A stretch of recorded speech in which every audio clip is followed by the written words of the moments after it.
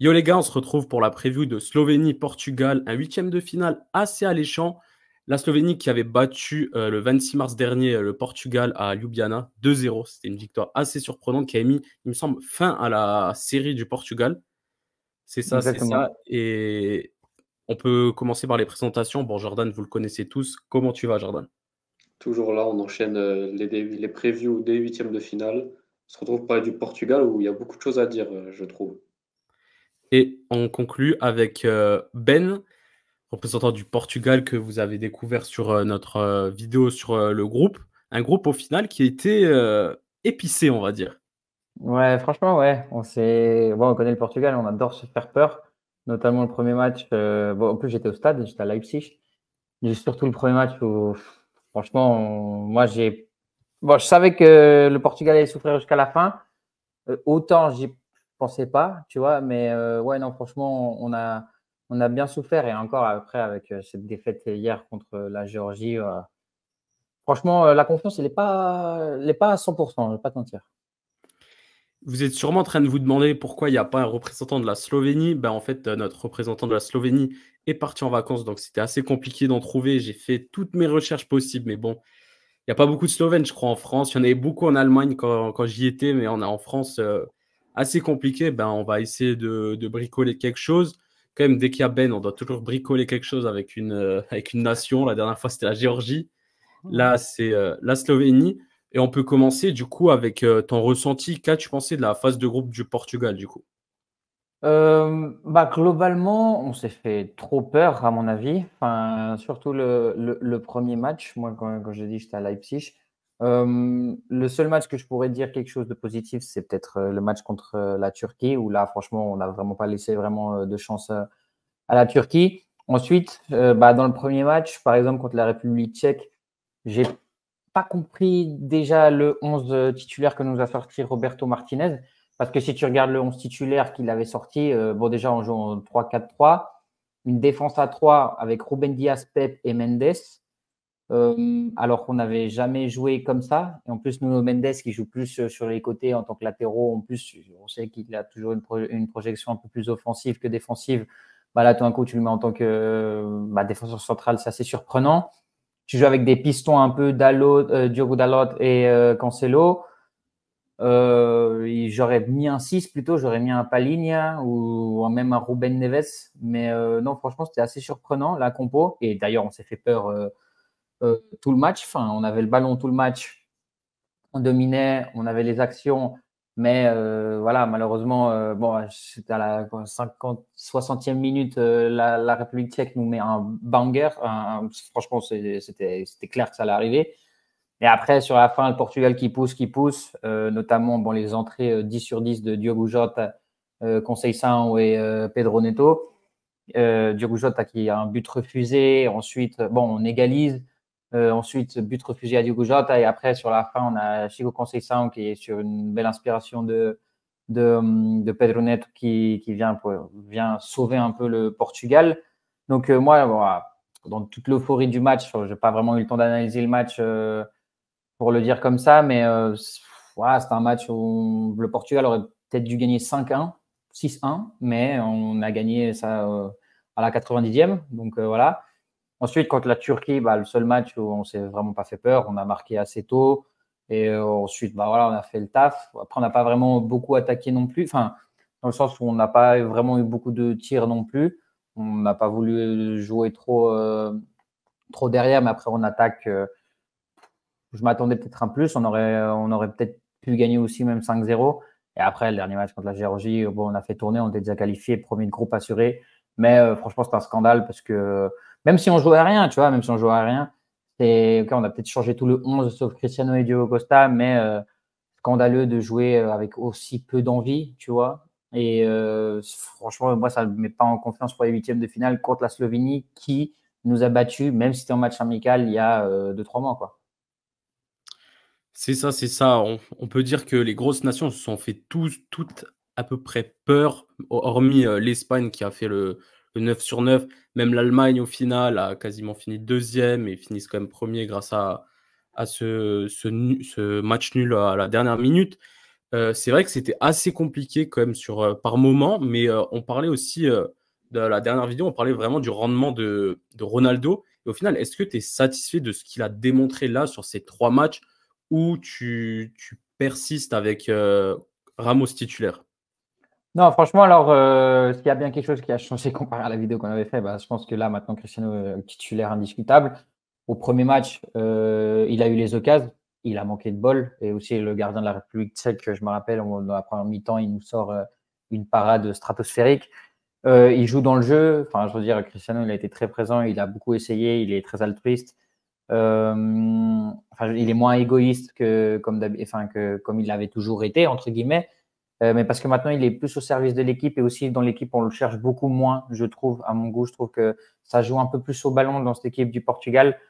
Mais sur les 2 premiers matchs, ouais, franchement, 10 sur 10, Cristiano, enfin 10 sur 10. Il manque bien évidemment le but. Mais non, franchement, le premier match, bah, comme j'ai dit, le gardien aussi de la République tchèque nous avait fait un sacré match.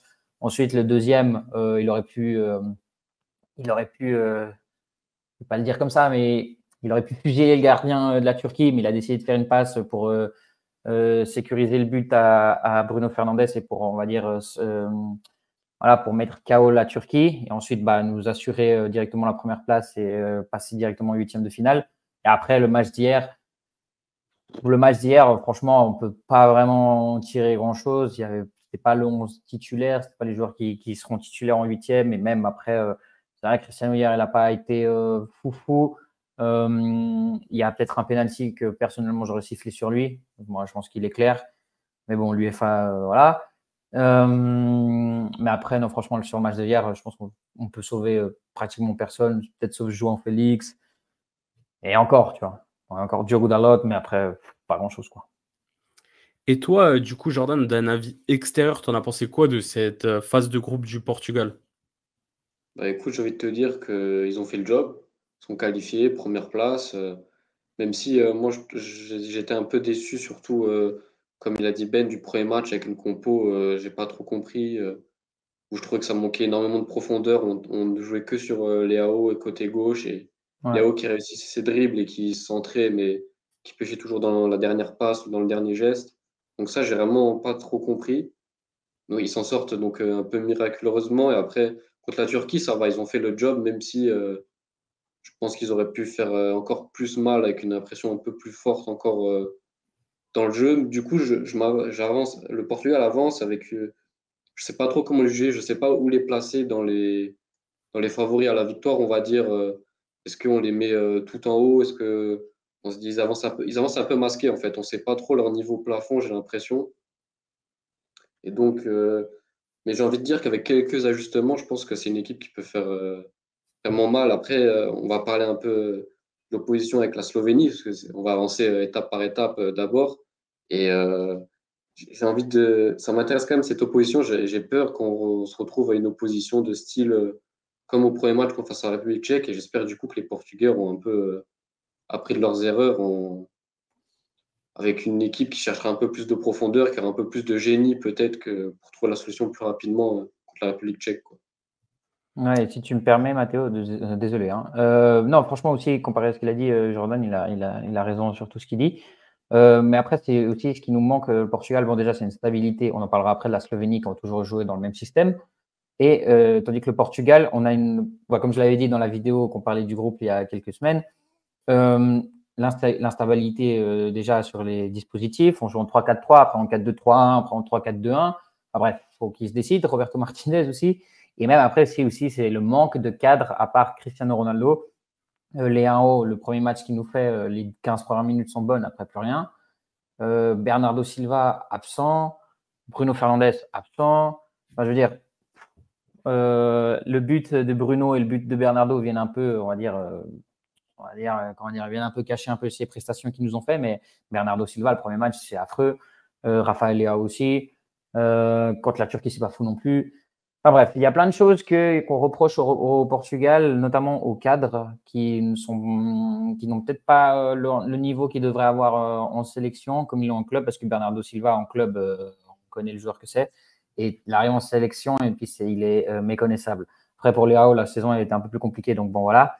Et Bruno, c'est un peu la même chose, quoi, qui a beaucoup ralenti le jeu, c'est mon avis, qui ralentit beaucoup le jeu et tout ça. Et voilà. Mais comme il a dit Jordan, après pour les huitièmes, il faut peut-être qu'on trouve enfin notre vrai style. Enfin, même si on l'a, mais le truc, c'est qu'il faut qu'on arrête de faire des expériences parce que c'est pour ça qu'il y avait des matchs de qualif, enfin, il y avait des matchs amicaux surtout avant, qui nous avaient fait des matchs amicaux bons, sauf contre la Croatie, mais on avait un dispositif où on avait Vitinha, Palinha et Bruno Fernandes au milieu où ça fonctionnait très très bien. Et tout d'un coup, on arrive au premier match et puis tu enlèves Palinha et puis tu mets 3 latéraux, puis tu joues avec un latéral droit en défense centrale. Enfin bref, c'était un peu. Personne n'avait compris au stade. Enfin, on avait vu la compo, on s'est dit, mais wesh, ils se sont trompés, les gars, parce que là, il y a quand même 3 latéraux sur le terrain. Enfin bref, voilà, c'est tout ce que j'allais dire et on peut continuer sur la Slovénie si vous voulez.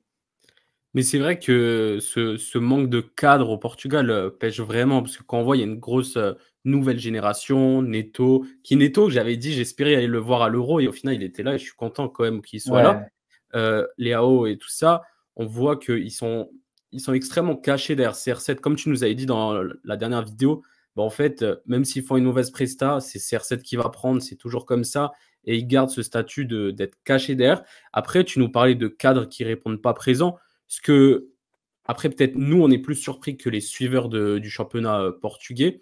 C'est Pep. Pep qui réalise un bon Euro, honnêtement, à son Ah âge. oui, oui, oui. Enfin, pardon, les cadres, j'ai oublié. Ouais, j'ai oublié, je suis malade. Pep, non, 41 ans, enfin, il n'y a rien à dire. Enfin, il est toujours là. Il est toujours là. Enfin, c'est fou de. Tu vois, pour moi, il est tellement fort, tu l'oublies, quoi. Enfin, mais hier, surtout, l'absence contre la Géorgie, l'absence de Pep s'est fait sentir.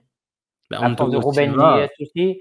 Voilà, Antonio Silva, bon, je l'ai vanné un peu, mais Antonio Silva, il est jeune. Malheureusement, il n'a peut-être pas cette expérience. Et même Gonzalo Inacio, le premier match contre la République tchèque, j'ai trouvé ça très, très, très limite.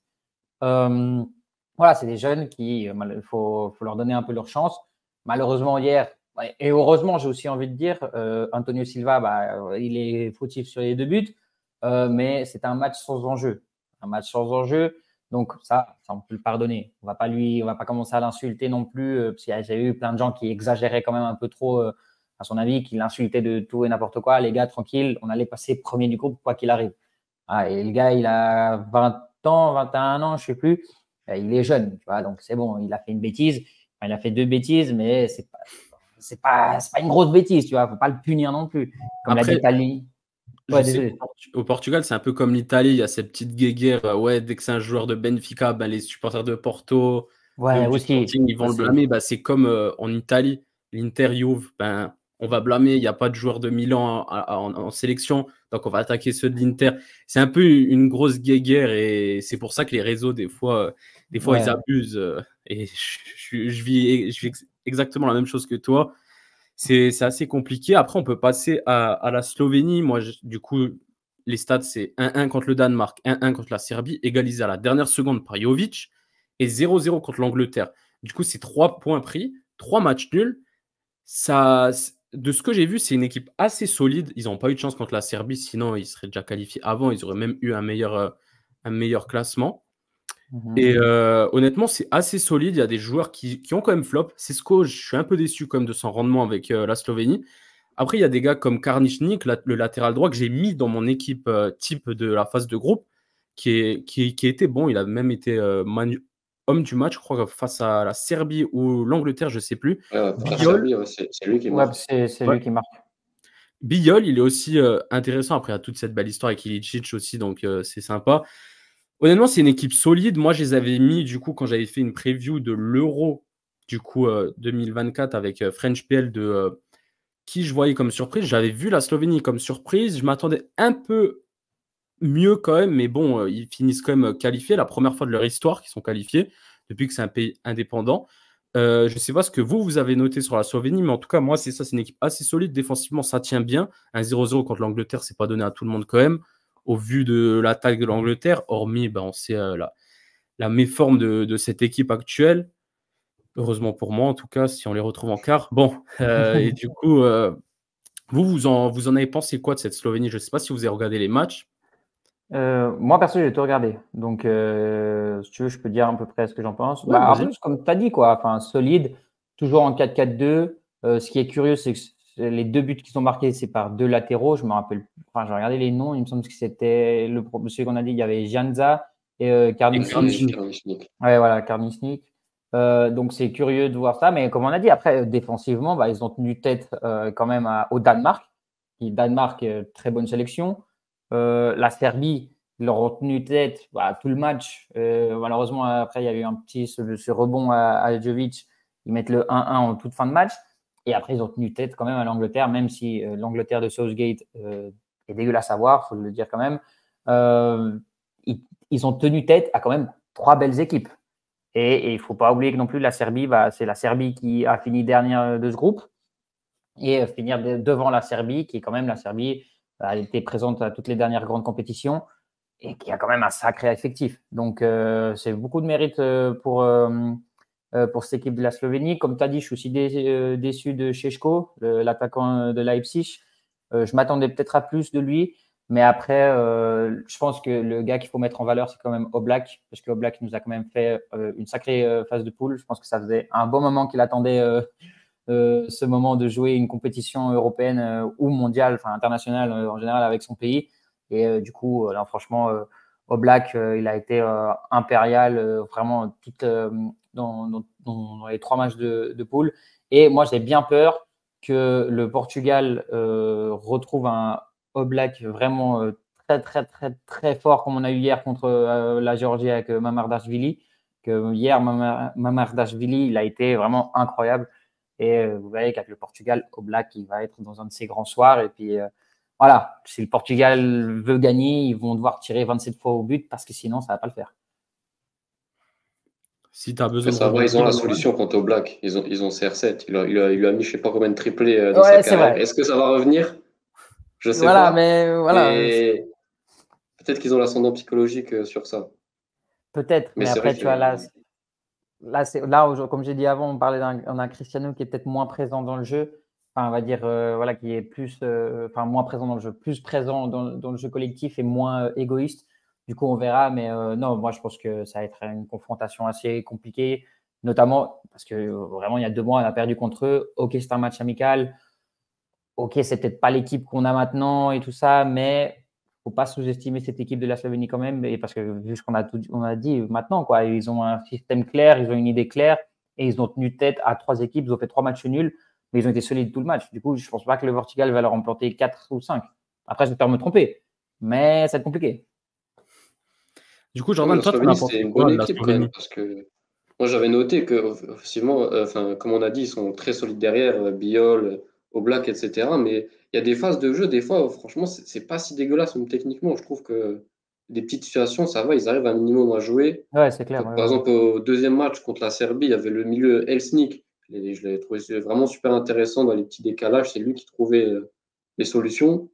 Et j'ai regardé, donc on pourrait se dire, vu que c'est les petits poussés qui vont jouer derrière, ils n'ont aucune occasion, mais j'avais regardé les stats contre le Danemark et la Serbie. Ils ont toujours réussi à faire une dizaine de tirs dans chaque match. Et c'est l'impression que j'avais. Ils arrivent à avoir des occasions un peu sur pas grand-chose, quoi.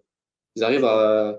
Sporar, il peut garder un long ballon et on a vu 2, 3 fois Šeško et il n'a pas marqué, mais il balançait des frappes de 20 mètres. Il y en a une qui touche le poteau qui est pas loin.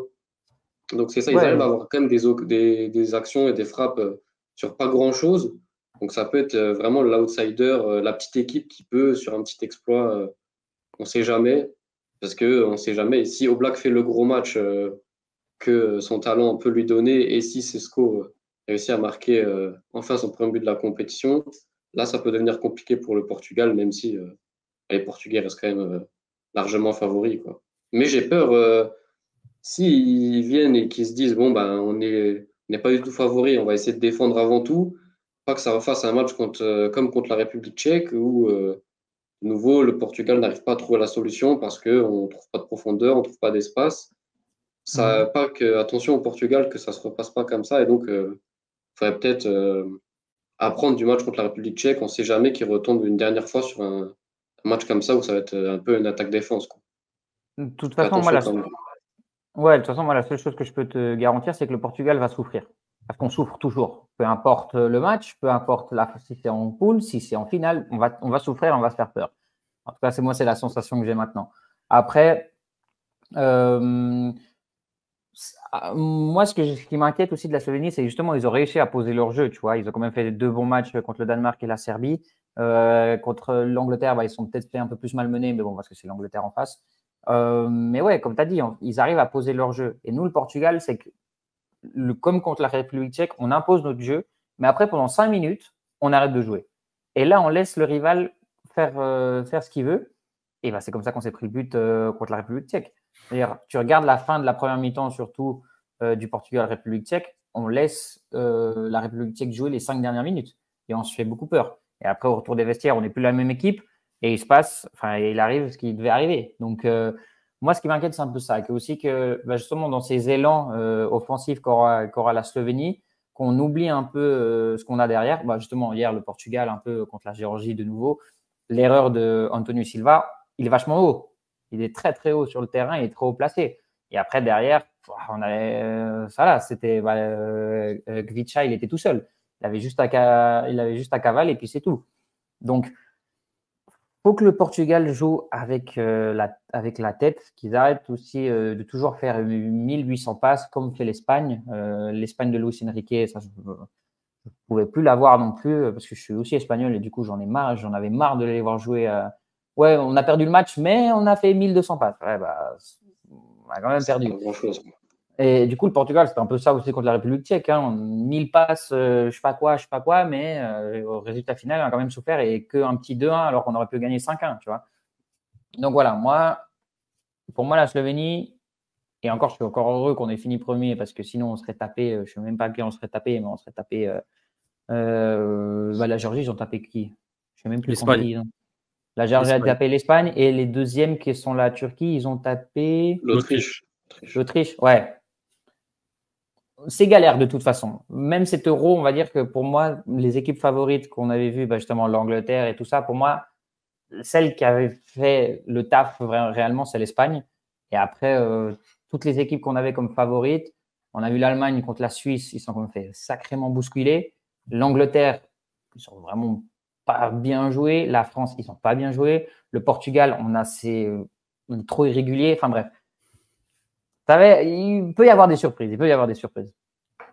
C'est vrai que quand tu regardes toutes les affiches, il n'y en a pas une où je pense qu'on va s'ennuyer, que ce soit l'Autriche-Turquie, je trouve que ça va être intéressant, que ce soit même la Roumanie contre les Pays-Bas, le Danemark contre l'Allemagne, ça va être des belles affiches. Et on passe, du coup, là, on a analysé cette phase de groupe de la Slovénie et du Portugal. Et on passe à une question. Tu nous as un peu répondu, mais bon, on va confirmer ça. Est-ce que tu es confiant pour ce 8e et qu'est-ce que tu modifierais dans cette équipe, dans cette team? Tu nous parlais déjà qu'il doit avoir 100 équipes type. On sent que tu veux vraiment pas aligner titulaire à tous les matchs, et ce qui est totalement normal au vu de son rendement, que ce soit avec Fulham ou dès qu'il joue avec le Portugal. En plus, il va sûrement gagner un transfert au Bayern, donc ça va être énorme pour lui. Est-ce que tu es confiant et qu'est-ce que tu modifierais dans cette team? Moi, je partirais avec la même team qui est partie contre la Turquie, sincèrement.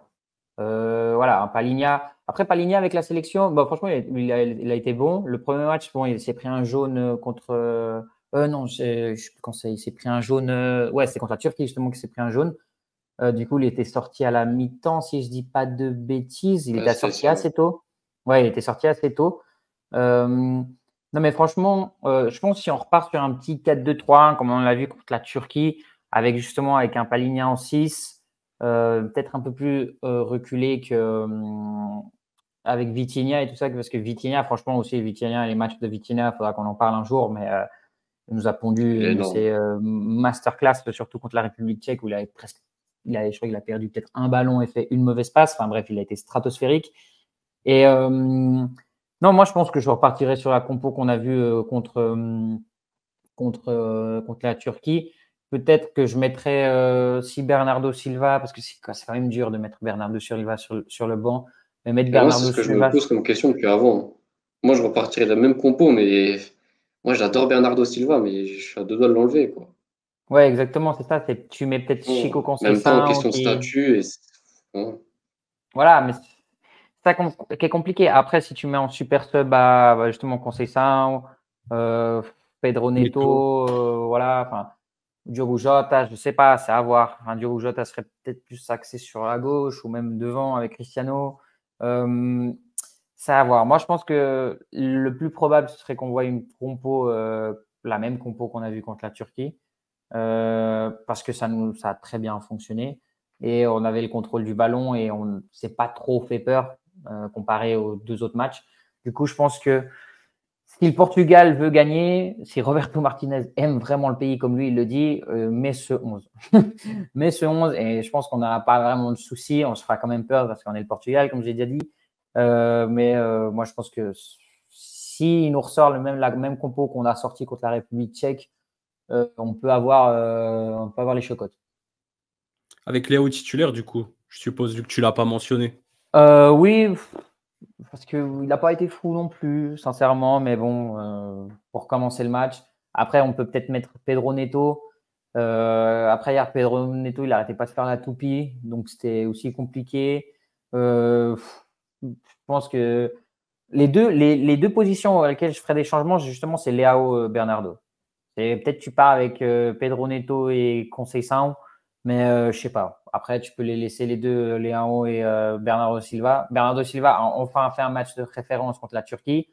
Donc, c'est quelque chose qu'on lui reprochait beaucoup au Portugal. Mais voilà, Leao, pour moi, il est encore en sursis, mais il faut pas qu'il déconne non plus, tu vois. Mais sinon, comme je vous ai dit, globalement, je pense que je repartirai sur le même 11 qu'on a vu contre la Turquie. Ça marche chez toi, du coup, Jordan, tu vois quoi dans ce huitième? Est-ce que tu vois vraiment une grosse que le Portugal est favori à mort et il va repartir avec cette qualification en quart et du coup après ce sera soit la France, soit la Belgique, un Moi, je pense quand même que sacré ouais, je adversaire. pense que ouais, c'est sûr. Et en vrai, ils auraient dû finir deuxième, hein. Et c'était la meilleure partie de tableau, mais bon, ça, tu veux pas vraiment le savoir. Donc bon, on va pas leur tirer dessus. Mais non, je pense que le Portugal va être clairement favori. Je pense qu'ils vont quand même dominer à peu près tout le jeu. Après, la question, ça va être pendant combien de temps la Slovénie va tenir le 0-0, quoi. Si on va arriver à la 60e avec un 0-0, Black, il a fait déjà 10 arrêts. Comme a dit Ben, le Portugal, à un moment, va commencer à souffrir, va commencer à douter. Et là, ça peut poser question. Il va falloir tuer le match dès que possible pour eux. Mais après, je pense qu'à la longue, ils vont réussir à trouver la faille. Il y a beaucoup trop de talent pour les Portugais pour pas trouver un moment, un espace, une faille. Et pour marquer, quitte à ce qu'ils gagnent 1-0 en prolongation à un moment. Mais je pense pas que le Portugal peut se louper à ce moment-là de la compétition. Moi, Ça sera un échec total quand même. ouais, franchement, là, si on perd contre la Slovénie en huitième, franchement, c'est un très, très gros échec même. Mais moi, en fait, je pense, j'ai 2 scénarios dans ma tête. Dans les 2 cas, le Portugal passe. Bon, en tout cas, c'est ce que je veux. En tout cas, c'est ce que je veux croire. Donc, le premier scénario, c'est comme celui qu'on a commenté maintenant, c'est on va souffrir. Mais je pense aussi que ça peut être un style huitième de finale comme la Suisse, enfin contre la Suisse au Qatar. C'est on arrive et on défonce tout et on en plante 6, enfin peut-être pas 6, mais que voilà, que ça va être un match où le Portugal va dérouler. Mais après, on a vu en quart contre le Maroc que cet excès de confiance nous a fait pousser des ailes pour rien. Du coup, je suis hyper mitigé. Je sais pas, j'arrive pas à faire un constat, mais moi je pense que c'est où on va souffrir et un peu comme contre la République tchèque où on déroule. Mais je pense pas qu'on va perdre, sincèrement. Je pense pas. Et je veux pas imaginer ça non plus. Donc, voilà, moi je pense que c'est ça. Mais je pense, si on sort avec le même 11 contre la Turquie, je pense qu'on peut dérouler. Franchement. Après, si on nous sort le même 11 contre la République tchèque, voilà, ça va être compliqué. Là, tu nous as un peu ouvert la porte sur le moment prono. Je vais commencer moi avec mon prono. Du coup, j'ai pas beaucoup parlé sur ça parce que vous avez déjà tout dit. Moi, honnêtement, je partirais plus sur la deuxième option que tu as dit. Je pense que le Portugal va dérouler. Personnellement, je pense que déjà, on manque d'expérience de la Slovénie sur ces compétitions-là. Comme je l'ai dit avant, c'est la première fois de leur histoire qu'ils sont là. C'est très rare que plusieurs nations font cet exploit-là. Moi, honnêtement, je pense que ça va dérouler. Ça va être même. Je l'adore, mais je pense que CR7 va se régaler dans une équipe comme ça. C'est l'expérience qui va primer derrière ta Pep. Du coup, je dis plus Pépé depuis que tu m'as dit que c'est Pep. Du coup, c'est Pep. C'est bien, c'est bien, c'est bien. Merci. Pep, CR7 devant au milieu de terrain, ça va le faire. Honnêtement, je pense que le Portugal va dérouler entre 3 voire 4-0. Je pense que honnêtement, j'ai aucune. Je donne aucune confiance à la Slovénie. Je pense vraiment que le Portugal va dérouler. Et à ce moment-là, comme j'ai expliqué déjà sur une autre preview. En fait, tu débutes une nouvelle compétition. Une phase finale, c'est une nouvelle compétition. Et étant italien, nous, notre phase de groupe, c'était de la merde, on va se le dire. Mais là, avec ce but à la dernière minute, en plus, une nouvelle phase finale, on joue une équipe forte, mais on est quand même favori. En fait, c'est à ce moment-là que des équipes se réveillent, comme l'équipe de France va se réveiller face à la Belgique, comme l'Angleterre, je pense, qui va se réveiller. Il n'y a que l'Espagne qui ressort de cette phase de groupe en confiance au final. Toutes les autres nations ne sont pas en confiance et c'est à ce moment-là que les grands joueurs vont faire la différence, que ce soit CR7, Pep, Bruno, en espérant Bruno et Bernardo et j'espère surtout Léao. Moi, je partirais plus sur un 3 voire 4-0 du Portugal. C'est peut-être extrême, mais honnêtement, je pense, comme tu as dit, ça va dérouler et après, ça déroule. Et après, là, tu as un adversaire pour vraiment te fortifier comme une énorme nation et une énorme favorite à la victoire finale. Tu choperas la France ou la Belgique. Ça risque d'être chaud, mais moi, je partirais bien sur un 3-4-0 Portugal. Moi, je suis du même avis que toi. Enfin, c'est ce que je veux croire, comme j'ai dit, plus sur un 4-0 qu'un 3-0. Moi, j'allais dire 4-1, 4. Parce que je pense, de toute façon, le Portugal, je sais pas pourquoi, j'ai l'impression que chaque fois, on doit nous mettre un but. Mais non, moi, je pense un petit 4-0, un petit 4-1. Et après, ça va être un 1-0, comme je dis, on va marquer à la 93e. Mais voilà, moi, j'espère que c'est le scénario qui va arriver. Et concernant ce que tu disais sur les équipes en confiance, oui, je connais malheureusement aussi très bien l'équipe d'Espagne. L'équipe d'Espagne, quand elle arrive justement dans ces phases finales, sur la phase de groupe, ils ont géré, mais après, là, sur les phases finales, faudra voir. Il faudra être attentif, mais je les vois peut-être trop en confiance, l'Espagne. Tu vois ce que je veux dire? Et surtout, le match que nous a fait la Géorgie hier, c'était pas un match de peintre. Ils ont vraiment bien joué, la Géorgie, tu vois. Donc, même si le Portugal n'a pas fait son jeu, il faut aussi donner du mérite à la Géorgie, parce que hier, la Géorgie a vraiment très, très, très bien joué. Du coup, l'Espagne, il ne faut pas qu'ils dorment. Moi, je ne dormirai pas sur mes deux oreilles. Donc voilà. Mais bref, pour revenir au Portugal, voilà. Prono simple, 4-0 pour le Portugal. Triplé de Cristiano Ronaldo, si Deus quiser, comme on dit. Et voilà, c'est tout. C'est tout ce que j'ai à dire. En plus, petit goal de Chico Conceição aussi. Voilà, petit goal de Conceição. Il faut toujours un peu de Porto là-dedans. Un petit peu. Ce qui est marrant, c'est que Jordan, il est d'origine espagnole et du coup, lui, il n'est pas supporter de l'équipe de France, mais de la Roja. Donc, prends confiance, Jordan? Oh, contre la Géorgie. Après, ouais, t'es un excès de confiance, mais oui. Tu peux pas battre 3-0 la Croatie et dominer comme ça l'Italie pour sortir contre la Géorgie. Hein. La faute professionnelle de fou. Ouais, c'est clair, mais c'est souvent arrivé en Espagne. Du coup, voilà. Faut voir. J'espère pas. Au moins passer le tour là. Après, contre l'Allemagne, on verra bien. Ouais, après, là, c'est un autre match. Mais bon, pour le match là, moi, je suis un tout petit peu moins confiant. Moi, je dis 2-0. Portugal, tranquillement. Ça domine quand même. Ça met un tout petit peu de temps à marquer le premier. Et après, on y va plutôt tranquille. Et voilà, 2-0. Allez, comme ça, je vous régale. Un but de CR7 et un but de Pep. Voilà, comme ça, il y a CR7 et Porto. Ah, allez, vraiment, deux records brisés en une soirée, quoi. Ah ouais, du coup, oui. Bah oui, du coup, oui. Bah d'abord CR7 qui le fait, comme ça, c'est d'abord lui qui a le record et après, ce sera Pep. Ouais. Ça, c'est beau football. Ça, c'est historique. Bah les gars, merci pour ce petit moment. C'était assez court, mais c'était assez intense en football. Et du coup, on se retrouve, nous, en quart de finale avec toi, Ben, pour le Portugal. On se retrouve du coup pour un petit Portugal. Attention, à croire que tout est fait déjà. Attention. Exactement. J'espère te revoir. Arrête de nous porter l'œil comme ça, Mathéo. Arrête. Voilà, on va se retrouver en espérant bientôt. Et du coup, merci les gars. Merci à Jordan d'avoir été là. De rien, comme d'habitude, c'était un plaisir. Et merci à toi, Ben, du coup, pour ta présence. C'était un plaisir et c'était un total régal. Toujours un plaisir d'être ici et bah, j'espère te revoir en quart. J'espère. Vas-y, on se revoit pour encore une big affiche pour soit l'équipe de France, soit la Belgique face au Portugal. Sur ce, ciao les gars. Ciao. It's not a game, it's a rich thing.